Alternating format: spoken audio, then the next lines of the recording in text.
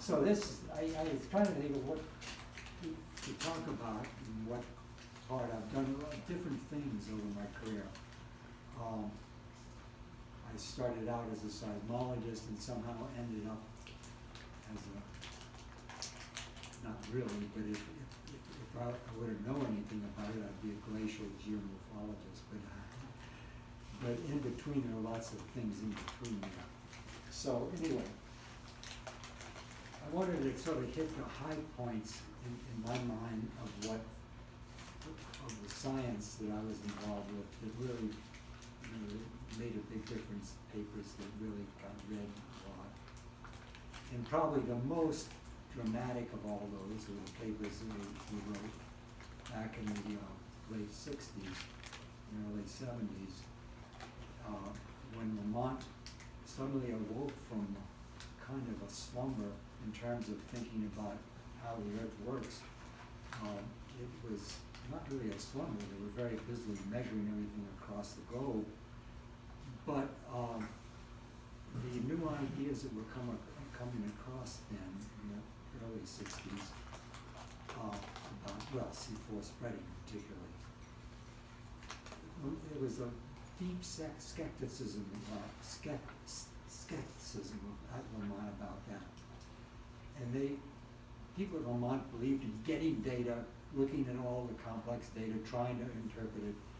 But nobody sat down like Hess did and just say, what does all this mean when you wrote the paper about C4 spreading? In fact, he called it in his paper geopoetry, an exercise in geopoetry.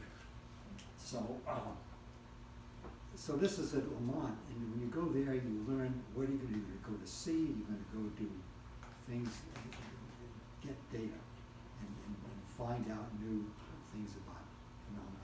Okay, so has anybody read this paper? Or everybody read it? Have you ever heard of this paper? Who hasn't heard of this paper? Okay. Well, it's not surprising, actually. It's a long time ago. This thing was 68. What, 70 years ago? Okay, no, 70 or 50 years. At a certain point, time just disappears into the past.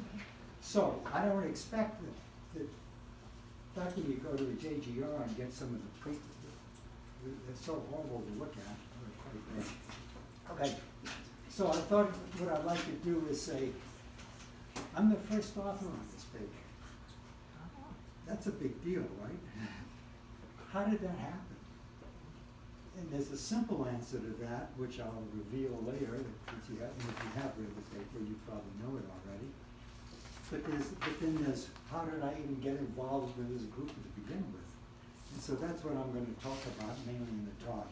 I actually had it where I was going to go on to the Andes project and the stuff in those pictures, but we'd be here for 4 hours or so. So I'm going to just cover this. Okay, so how did I get to be there? Okay, so let's see if I can do this. Yeah.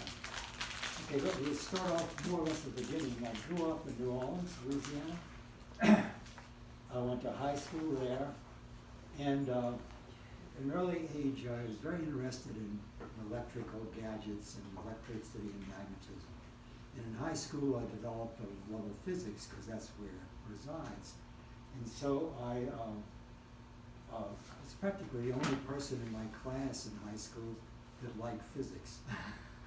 And so this was not I didn't have a lot of people to talk to about it. Anyway, so I decided I liked it very much, and I did pretty well in high school. So I decided to go to Columbia. I applied to a bunch of places, and I got it accepted amongst other places at Columbia in New York City. And a nice scholarship. And it was in New York City, and that sealed the deal. And so I did that. Now the reason I'm showing this picture is you see the Chafalaya Basin river comes down here, and it empties. And this is the river, the U.S. Army Corps of Engineers keeps from bypassing the Mississippi. Fascinating story about that. But this will get into how I got into that paper, okay? So I went up to Columbia and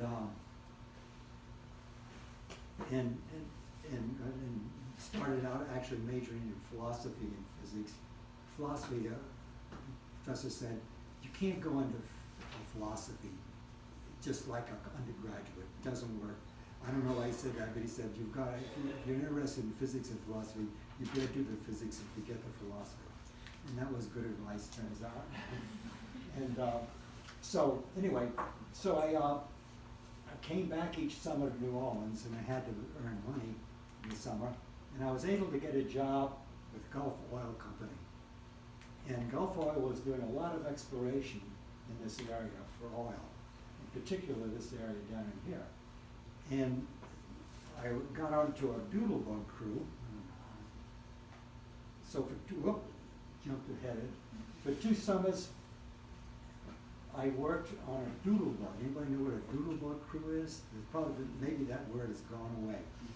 They still have things that crawl around. It's a seismic reflection unit. It has a means of setting off explosions, just drilling shallow holes and then recording with an array of seismometers, and then looking at that and interpreting reflections to see the structure of the beds that might have oil traps in them. And that was a big deal in 55 and 56. And so each summer we lived on a houseboat, the whole crew, and you would go out every day, 10 hours a day, and boats and through the swamps and all kinds of other crazy vehicles, and set out these lines of reflections. So the first summer, that's what I did. It was pretty hard work, but it was fun. It was outdoors and a big adventure. And then the second year, they put me in, they had a little room, air-conditioned room, which was nice, where I was shown how to pick records. The wiggly lines, this is where I first experienced wiggly lines in geophysics. And so it was quite, I love to do that, to look at wiggly lines, I always have. And so I did that. And then that was during my freshman, sophomore, and then sophomore, junior. Then between my junior and senior year, I got the bug to go out to the Rocky Mountains and rock climb or do something like that. Something, not being on the houseboat for another summer. And I was gonna buy a motorcycle and go out through the Midwest and try and work at farms or something and make money and then go out and find some group that I could rock climb with. So I was thinking about this. My family had gone across to the Panhandle for vacation, so they went there.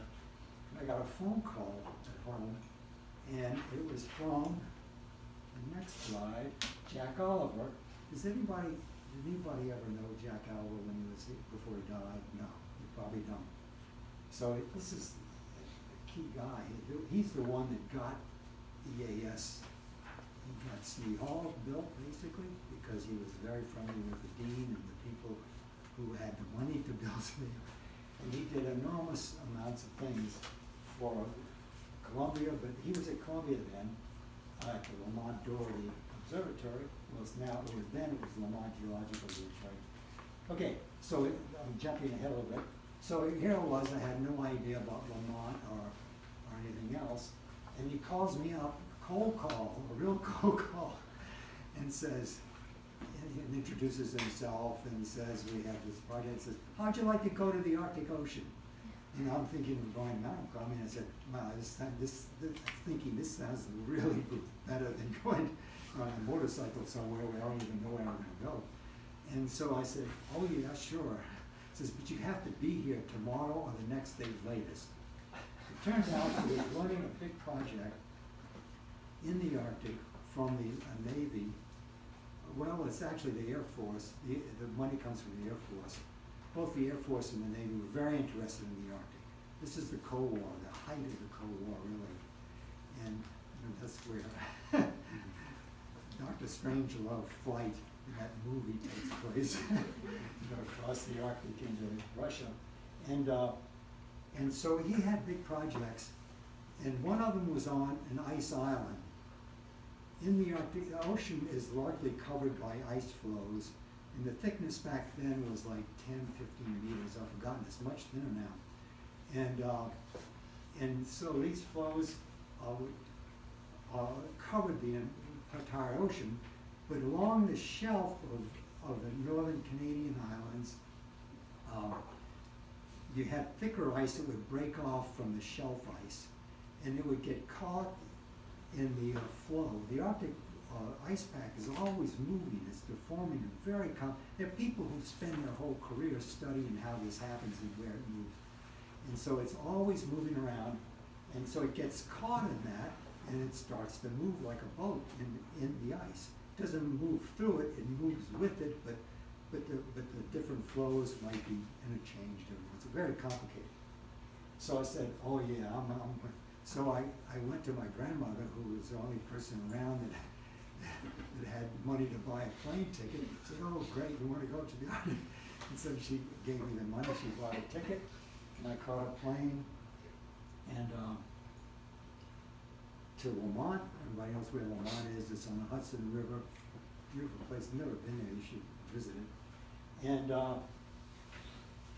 I stayed there for 2 days. Jack Oliver said, listen, you're going to go up to the Thule Air Base, and to eat dinner you have to eat in the officers club because of your position, whatever that is. So you have to have a jacket. You don't have a jacket? No, I don't have a jacket. He says, here's my jacket. Here's a jacket you can wear. So that worked out. It was a real rush job. I got to know him a little bit, but not very much. He was a really nice guy. He lived in this, what used to be a chicken coop that he rebuilt, and he was just down the hill from Lamont. And it's very strange. But anyway, I got on the plane. I had to go catch a plane about 2 hours south of New York City. It was a big air base whose name I can't remember. But anyway, it's the plane that the Air Force flew me to Thule Air Base. So we went up. I left in daylight. I didn't see daylight until I came back in late August. So because it's always light up here. Okay, so we went up in this plane. Has anybody ever heard of a Goonie bird? This is all ancient history to you guys. This is a very dependable, reliable airplane developed in World War II, and it was used for decades afterwards for all kinds of things. It was sold to, like, in fact, Fiji Airlines, when I went to Fiji, this is the plane they would fly back and forth from Fiji to Tonga. So, but this is a long flight out to the Fletcher's out here. I don't remember exactly where it was. The ice island itself has disappeared. For a long time, for decades, they couldn't find it. And finally, they figured it out. They saw it, it went out this way, and it was destroyed. So that was the end of the ice island. But then it was quite healthy. Okay, so I got there, and then I waited around with my jacket to go to dinner. And then I went up to the island. I forgot how long it was, at least 6 or 7 hour flight, 8 hours maybe, to get to the ice island. And they had to fuel there and then go back. And here I am on the ice island, playing like a meteorologist. But we were tracking balloons, okay, that you go up and you see where they go as they rise. And so then you plot those results, and this is weather data. Here is where we lived, in these little huts. And you can see the pack ice out there. The ice island is about 50 or 100 feet, I forgot which, high. So you can see the rest of the ice, and it's never broken up. And so it's very secure. Whereas when you're on the ice pack, the leads can open up, and I'll show you in the next few pictures. How large is the island itself? How large was the island itself? The island I can't remember the exact dimensions. It's about a mile long and maybe a half mile across. Something like that. It could be a mile and a half. I forgot the exact dimensions. It was long enough that we walked on skis usually to go out on it. Okay, so Paula mentioned about all the things that can go wrong in the field. Well, this was the summer when a lot of things went wrong. And in fact, my graduate career after this has many cases of things going wrong in the field in disastrous ways where you basically don't get any much data. In this case, I was supposed to be going there to run seismic observations, actually reflection seismic, to measure the depth of the ocean by setting off dynamite charges. You dig a hole through the ice, you go to the edge of this ice island, and a hole was already dug, and you drop down a charge with a fuse on it, and you put the 2 wires on a battery, and it sets it off. And it's fortunate that I actually didn't get to do that. Well, I did. I'll tell you what happened. We did that on the next trip that I'll talk about. But this little place where there was a hole in the ice and a tent over it was where my seismograph equipment was stored from the last use the previous summer. Okay, so I go there. Oh boy, I'm going to go find my equipment and get it working. And so I opened the tent up, and here was all the equipment was underwater because the thing had expanded, and in the summer things melt, especially if there are any things to absorb radiation there. And so the equipment was the seismic equipment was unusable. It was just completely soaked and submerged, and I didn't have the equipment to take it all apart and fix it, or the knowledge how to do that. So, so I reorganized, so I helped the meteorologist. And the other thing I did was, but at least I didn't have to play with the dynamite, was I drop cores down and take cores. And this is something I'd never done or even hardly heard of, but piston cores, I learned how they work. They're fairly simple, and you do that, and they go on the ground, and then a piston is held by the cable, so the thing goes on, but the piston stays here, that sucks up the mud into the, and so I got some of those, but I'd never done this and had zero instruction about what you're supposed to do with this. And so I put it in, so I've forgotten how I did it, but when it got back to Lamont, the people that look at cores said, this guy didn't know what he was doing, which was absolutely true. So that didn't work too well. So this was that was the total summer it was. But it was the people that you meet there, and those were very nice. The Air Force guys get stationed here. They could then count their time double to get, or they hated being on Thule. Thule was like the nightmare place to be for the enlisted guys. It's dark all winter and so on. And so a place like this, to get them out of Thule faster, they'd do anything. And so they were up there, but they were very nice, and a bunch of guys. And there was some meteorologists, I think, and that was it. And so I helped them a lot. And then the navigation, we spent a lot of time doing navigation. You could only do it from the sun, and then you had to go plot it all out carefully. You make little circles that intersect, and you get your navigation, not that accurate. Okay, so this is summer number 1. So I came back my senior year. It was the beginning of my senior year. I went through, but I got attached to Lamont that year, my senior year. Jack Oliver gave me a space in a little room way out there, and he said, here's your take your data up there and look at it and see what you can make out of it. Not a lot, but I did something with it. And but I got to know Jack, and that was good. Next summer, this is the summer after I graduated, he said, why don't you want to go up to, you can be a postdoc, and I'll send you up to Ice Island Alpha, which will be much more organized than this mess was. I mean, it was partly Jack's that all this happened. But anyway, so I did that. That's Station Alpha for 5 months. So we left from Fairbanks in a bigger plane. So this was a much larger team up there then. Lots of people, marine biologists, oceanographers, people that study the ice itself. In fact, I roomed with a guy from Austria that specialized in ice physics, the details, like the microscopy of ice. And he would always look at it with his as if it was a mineral. I mean, he approached it as a mineral. Yeah, and its deformation properties. Okay, so we spent, this is the most exciting thing that happened there. You remember in the Cold War there was a submarine, you don't remember it, your parents may not even remember it, your parents may not have been born then. There was a submarine called the Nautilus, the first submarine that went under the ice in the Arctic. Because this is a big deal, the Russians weren't happy with that. And I think they had subs doing this too, so we had to too. So the Nautilus went all the way under and never surfaced. This is a follow-on of a same class sub, and it was called a Skate.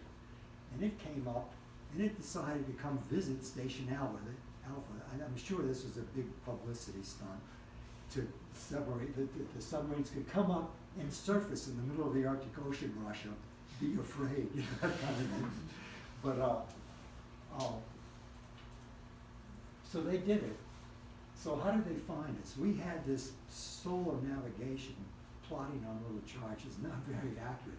You know, maybe 10 miles or something like that. A sub has to know exactly where you are, not sort of where you are.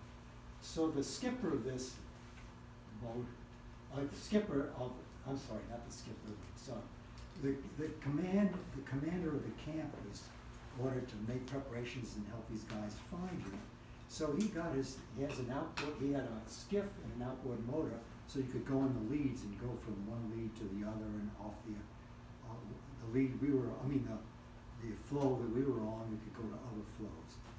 And so he got in his outboard motor and went up and down and told the submarine, listen, you know, use your sonar and come and home in on us. And they did that. He came right in and came up. This is really dramatic when it just appeared in the middle of this total blank ice empire, you know, with nothing but polar bears, seals, and us.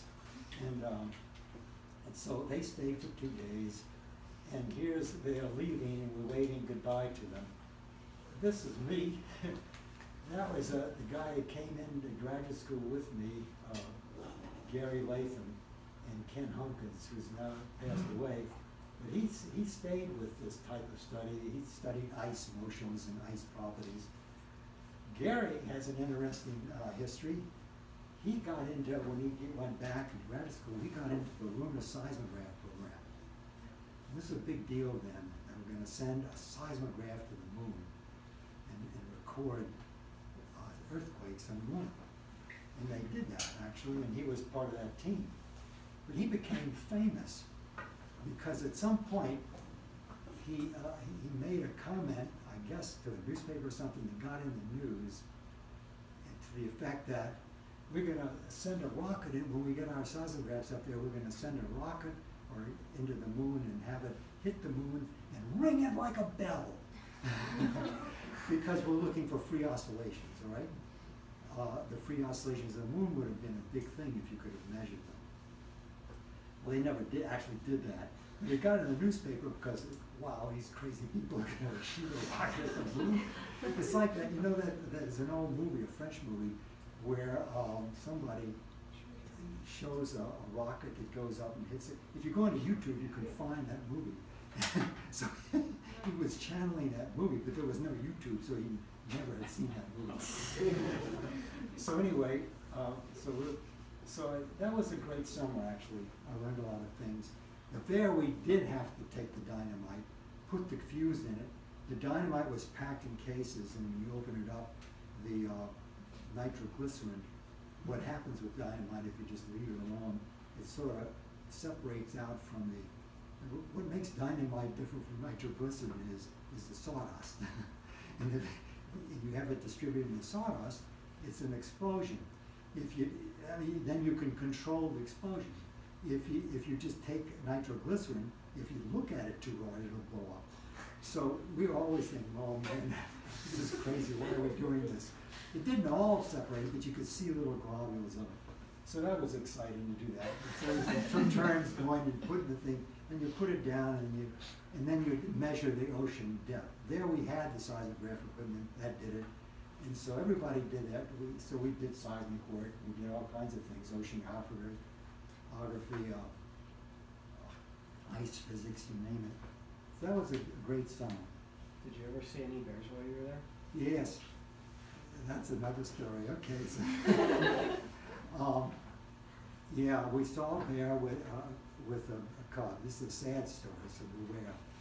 And if you went away from your flow from the main base, you had to carry a rifle because the bears could be dangerous because they don't ever see people, so they think you're some kind of a weird seal, and they'll hunt you.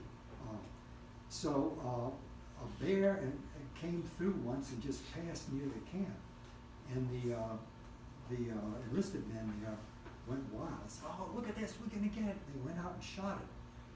Okay, and brought it in, and cut it up, and hung the bear skin up, and we actually had bear meat. And that summer, okay, that was then the sub came along. They came out. We had this big.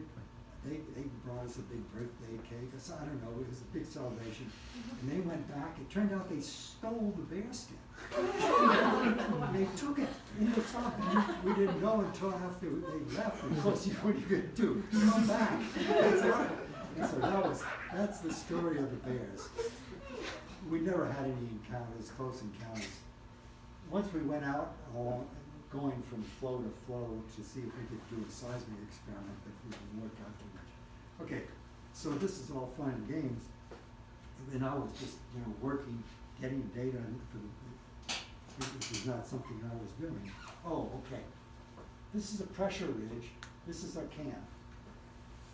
During my stay there, a pressure ridge ran right.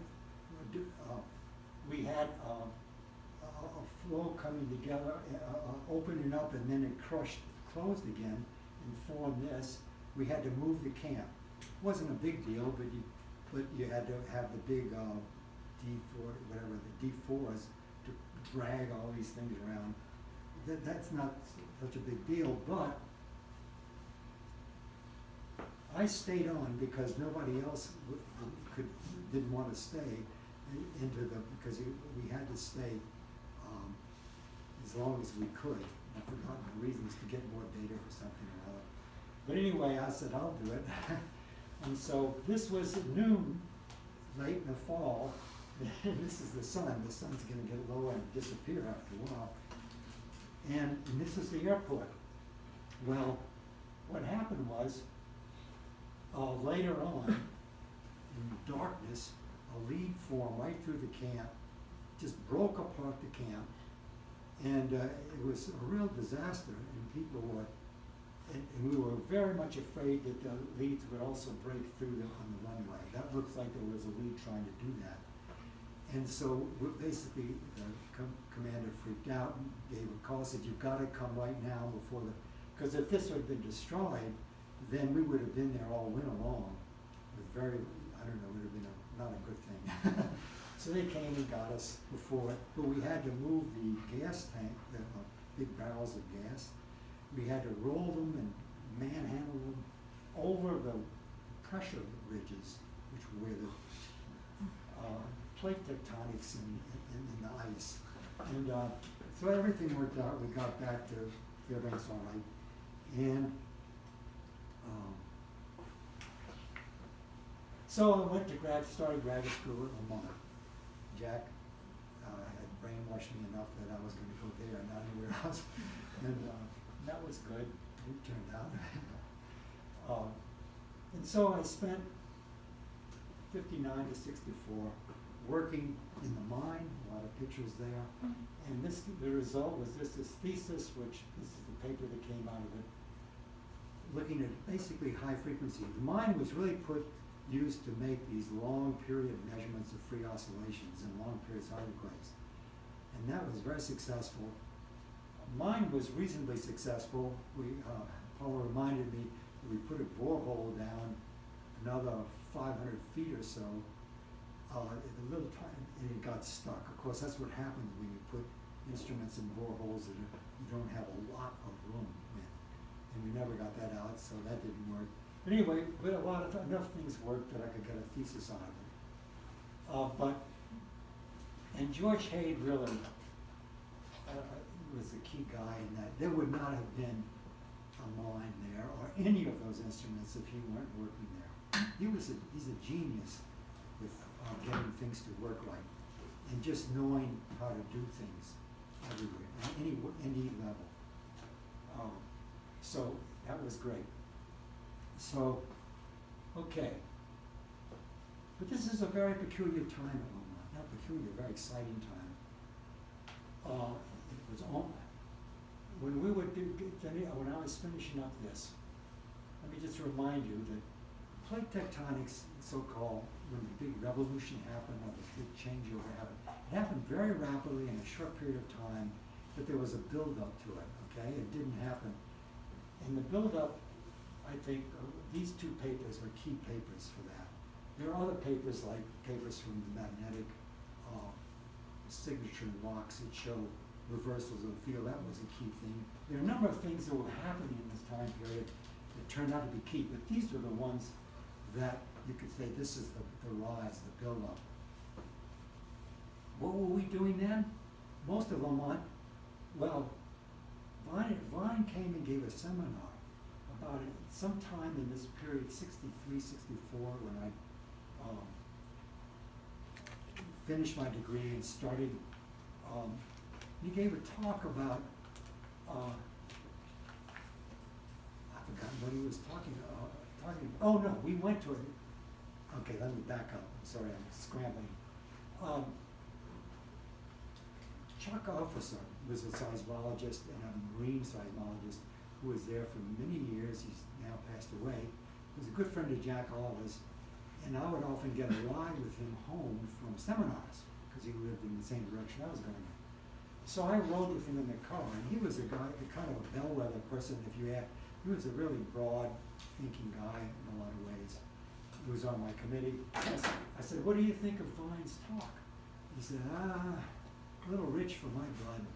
He really, yeah, sure, maybe. Because really the magnetic evidence in Vine and Matthews is pretty noisy.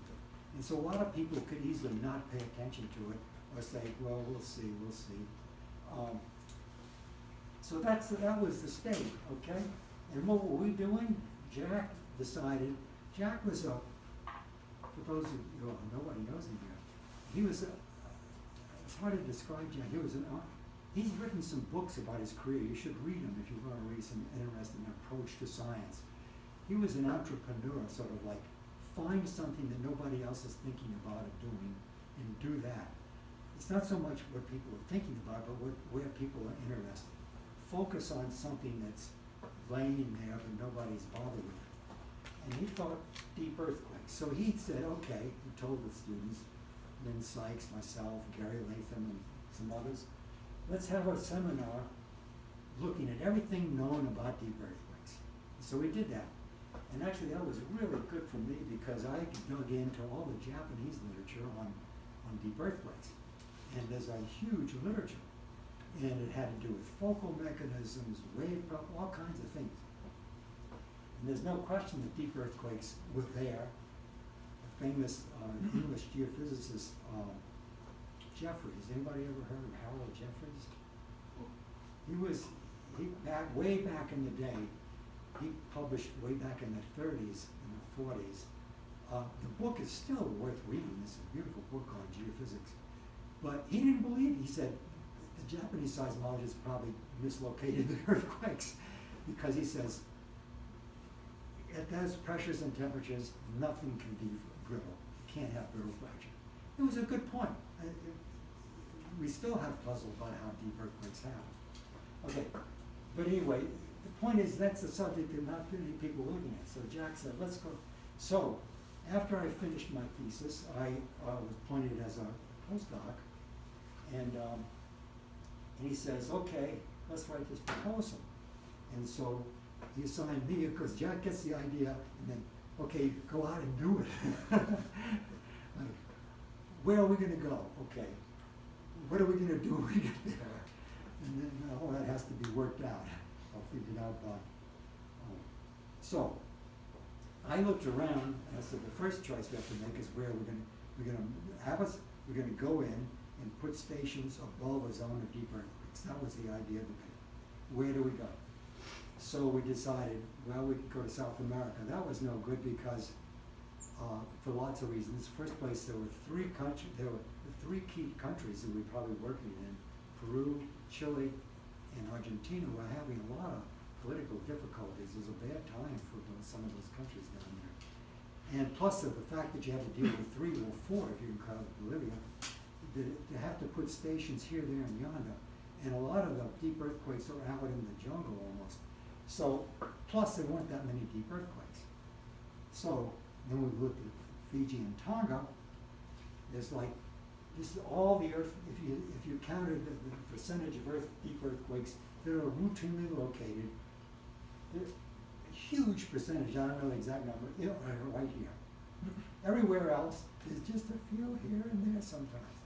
And so we said, this has to be it. Plus, it was a British colony, a crown colony here, and Tonga was a protectorate. And so, you know, the political problems would be 0, and turned out that's not true.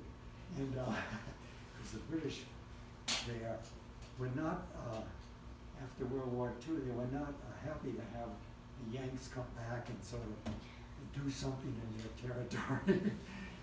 But anyway, they didn't give us much, but they didn't really stop us.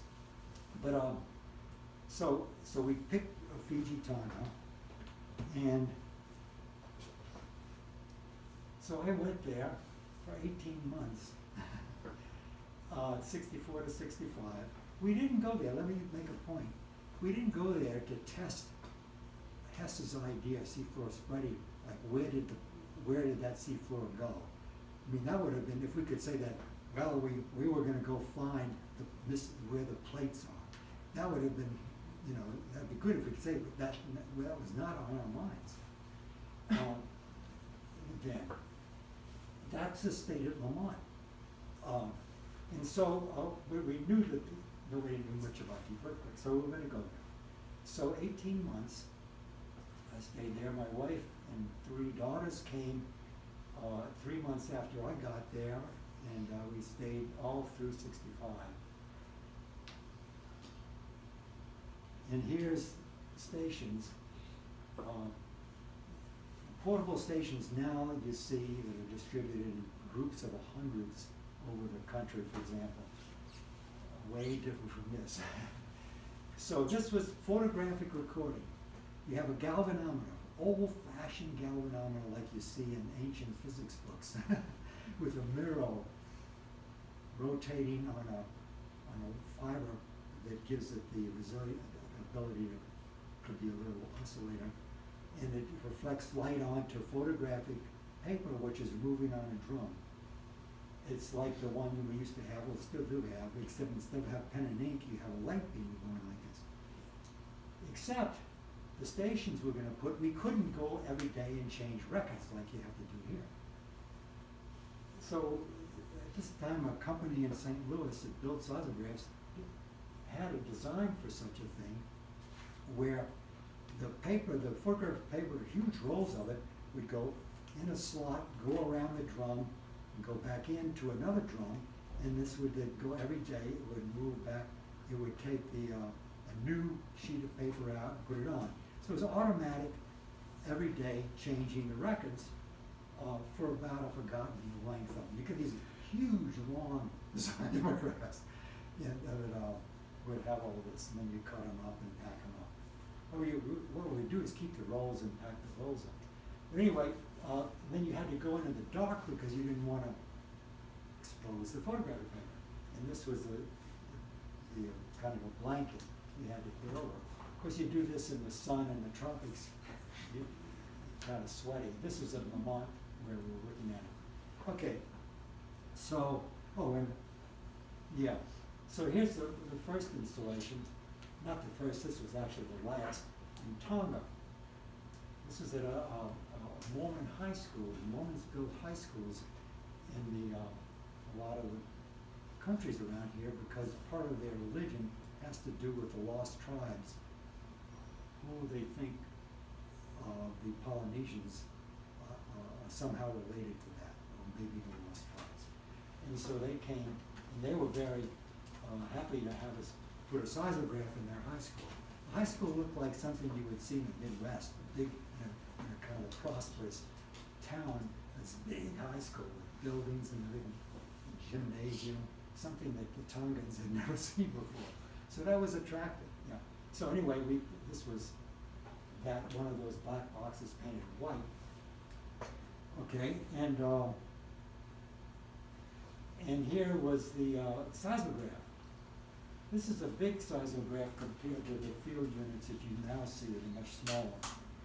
But this had a very good frequency response. It had the standard world. Does everybody ever hear of the worldwide seismographs network? It's all over. It was set up to detect, well, to help seismologists detect nuclear explosions and washout, but just generally to advance seismology. And that's the response. It's very sharply peaked at 1 hertz. We had a broader band one that spreads out and gets into the higher frequency ranges here. And so this is the one we had in Tonga, and these are the ones we had in Fiji, and we had another one in another island. So, here are the 4 stations. So, not a lot of stations, but a lot of work to get them in. and then we would have to go every 2 weeks or so to change the records. So we would get people to do that. We got somebody to do that here. The high school teacher was happy to do that for us. And so we would have to sometimes we'd get people over here to do it as well as over here. But this one we could get to ourselves. So it worked out pretty well, and we have reams and reams of these things, these rolls of paper. We took them back to Vermont. Molly thought it would be nice to have Vermont store. And they were storing things like this, and here it would be not a good place to store them. Okay, so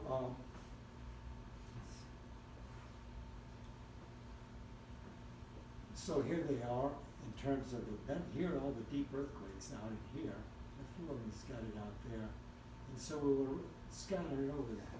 So now, what kind of hell are we doing here? Oh yeah, we have some time, okay. So we do a little bit more science here.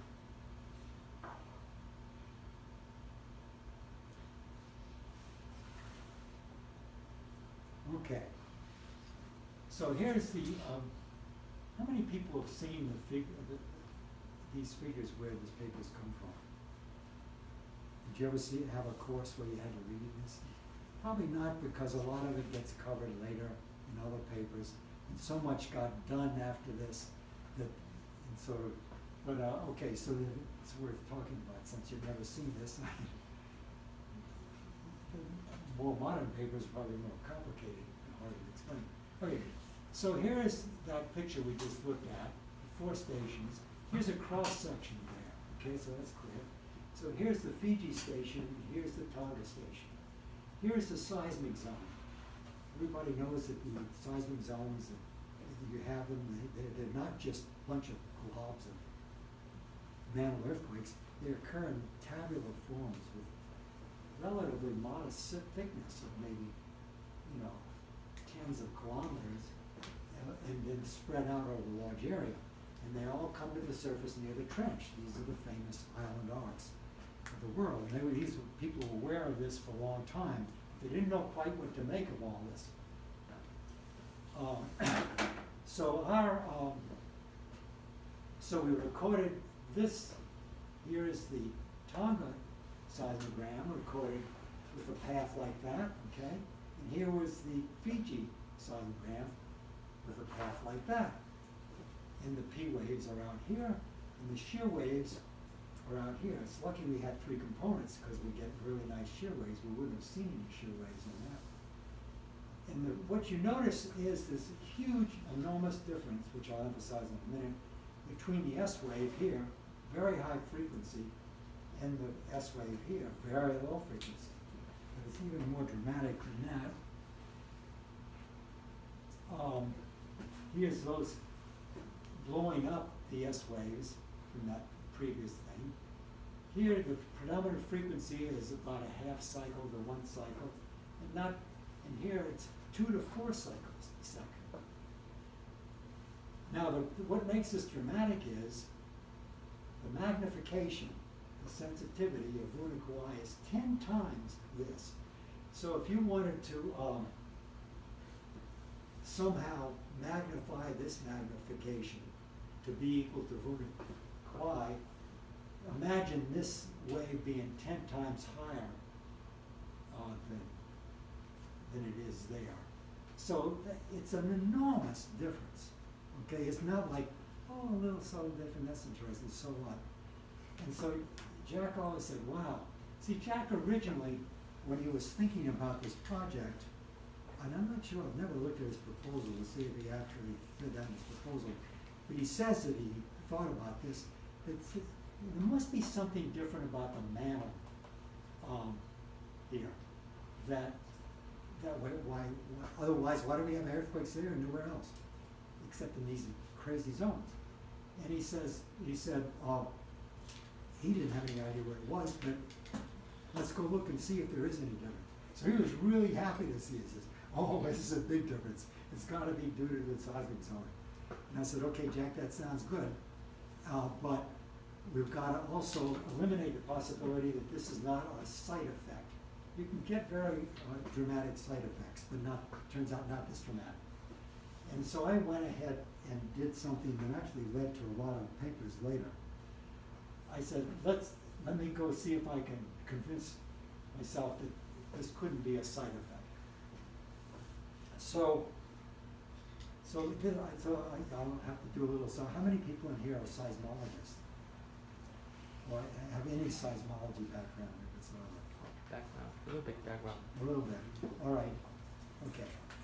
So seismology is a lot of signal processing. Okay, so you have an earthquake wave that comes up, it goes through the earth, and then it hits the ground, and we record it on an instrument. Now, then you record it, these recordings then are the output of what the instrument does to the signal and what the traveling through the earth does to the signal. And you can assume the signal itself probably was a pretty sharp little kind of impulsive thing. But we don't worry about that. That's not important for this. We just want to see what the earth did and then the instrument did. Now the earth, the big thing the earth can do things, why do we see signals with the frequency content they have? It's because of absorption. And this is measured by this 1 over Q. Q is like the quality factor.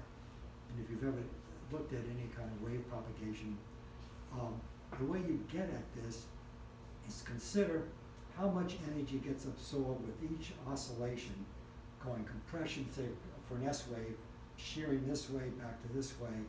For a whole cycle of shearing, how much energy is lost to heat, say, and that's therefore lost to the seismic wave. And that's per cycle, and that Q is a measurement of that. So if you then look at, by setting different Q values, you can then look at the spectrum of the wave and say something about what Q is, because the absorption is very, very sharply high cut filter. And so if you have frequencies that are pretty good at low frequencies, but then as you go to higher frequencies, they just get cut out. So that's why, for example, in the earth, you see P waves from earthquakes through the mantle. They're never hardly ever high frequency unless you have special conditions like we have. Okay, so that's what these curves show. That, and so we can look at various values of Q here and actually estimate what the Q would be just from the predominant frequency of the shear wave. I mean, to me, I was more of an experimental seismologist, not a theoretician, so I'm not going to go through all the other possibilities like scattering and endless things. And this seemed very straightforward. And so that convinced me and Jack, and sure you don't drive me crazy. Yeah, we'll be getting late. Okay, that this is the reason we see this. It's a transmission effect through or associated with the slab. And what is Q sensitive to? It's, well, we'll talk, let me get the next. Oh yeah, I'm gonna jump across from here. I'm gonna go back to this. Let's forget that for a second. So what we could say from that experiment, that somehow the waves going up through here are high Q, okay? And so that's one thing. What is Q related to in the rest of the mammal? Why are they low Q in Fiji? That's because they go in the low Q zone, which was known then, and is associated with the low velocity zone. Everywhere throughout the oceans, if you look deep and look at profile, you'll see. Go through the crust, then in the uppermost mantle, it's higher velocity, like 8.5 maybe kilometers per second. And then you go to the low velocity zone, it can be lower, and then it gets higher again, and then it keeps getting higher and higher to the core. And that's a dominant feature throughout the oceans. And so, okay, the Fiji that's the typical type of S wave going up through the low Q zone in the upper mantle. Well, why are we drawing this as high Q? That goes back to my thesis, actually, the last paragraph of my thesis, practically, we talk about these these were known by seismologists on the East Coast, that earthquakes down here in the West Indies have this high frequency SN phase. Nobody knew what to do with it. It travels in the uppermost mantle, and it gets here in the time you can get. It's like a refraction wave, SN refraction. And this is very unusual. You don't see that from a lot of it. But that was the thing that just nobody knew what to do with. So when we were talking about this, I remember in Jack's office,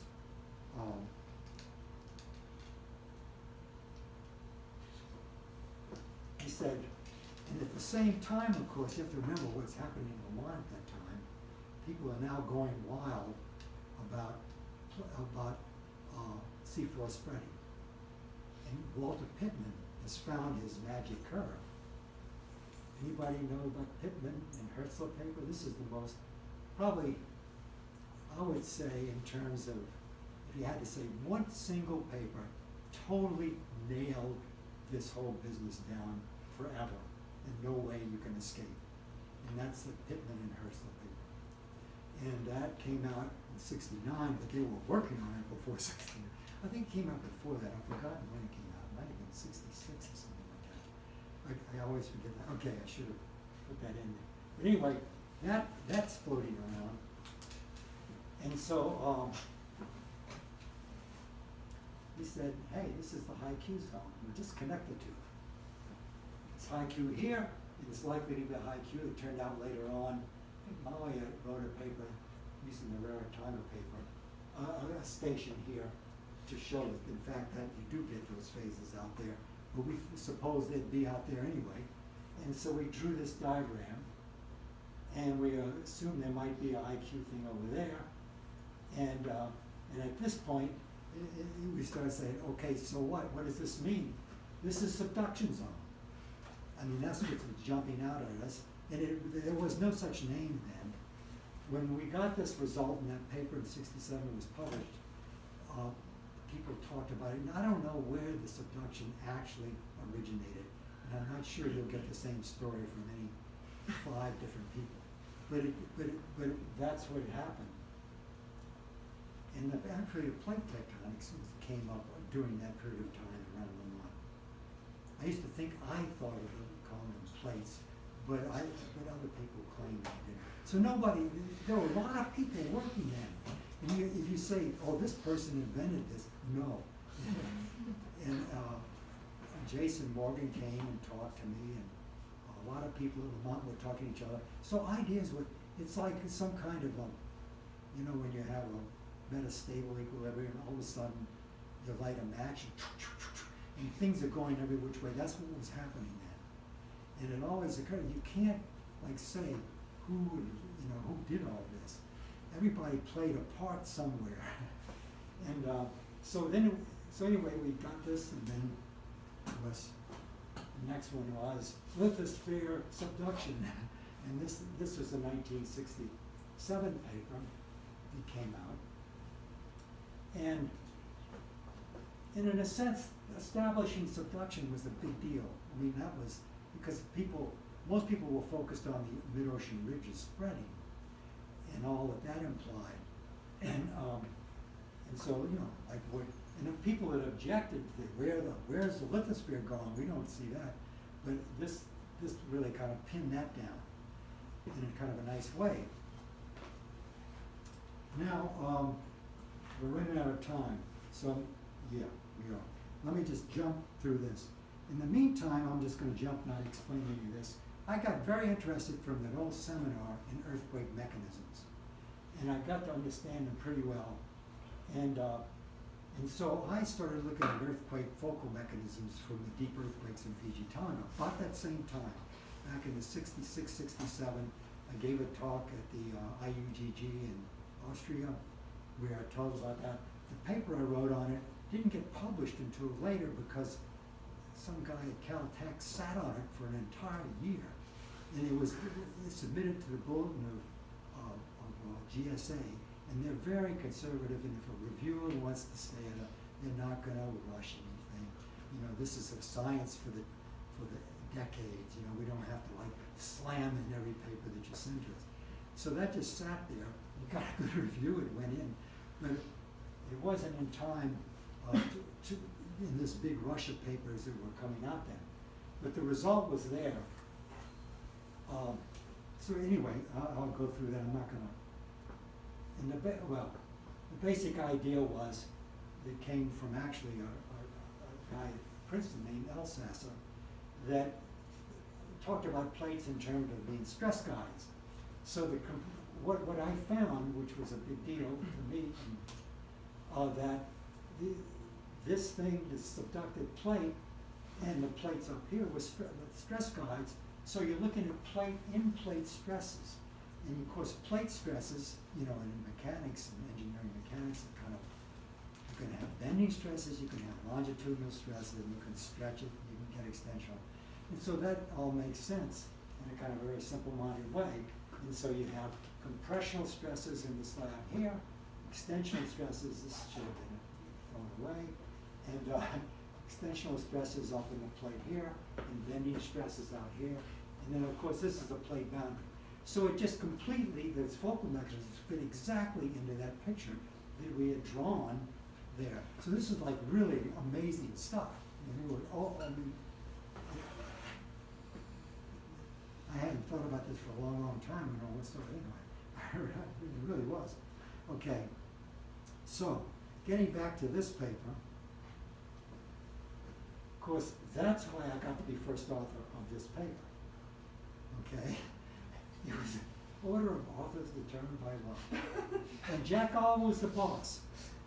Both myself and Lynn were his students. And so he didn't ask us to do it. Should we do that? He said, no, this is the way we're going to do it. So I wasn't the type of person who can argue with him, and Lynn wasn't either, actually. And so everybody thinking maybe they'd look out. And so I won that. And nobody notices this. So, I thought the work on the focal mechanism was pretty neat, and a lot of the other stuff was too. So I was happy with that. But this puts you in a whole new kind of anyway, people read this carefully, they realize. And I hope everyone realized that that image is carved on Jack Oliver's grave. Yeah, I saw Here. it. It's pretty cool. Okay, yeah, let me tell you about that. Jack Oliver, contribution to the paper, he should have been the first author, absolutely. I don't know why Lynn and I didn't beat him to death in making it. But, and I think that Jack, appreciated that Lynn was working on this paper a lot, and that I had gone down and spent a year and a half almost of my life down there getting the data that allowed him to write this. And also it had a lot to do with the interpretations as well. So I sort of transitioned then from being kind of a guy that liked to go out in the field and fool with instruments, not completely, do this kind of stuff. But Jack, the best thing he liked about any paper that he read or any paper he wrote was the introduction. He said everything should be in a simple way in that introduction. The answer, the business of making it like a mystery novel that you find and you set it out and you get the reader motivated to read or look at the paper. And if you don't do that, you're not going to get anywhere. And he did a really masterful job of that on this paper. He wrote that, and I read it now, and it's kind of stunning. So that's worth reading, actually. And he also has he wrote a lot of the conclusions. And Lynn and I kind of filled in between with the nitty-gritty stuff, Lynn's work and my work. And Lynn added some additional stuff that he dug up. It's very interesting, too. And so, so there it is. So I've been doing a lot of the talking, so maybe if you all want to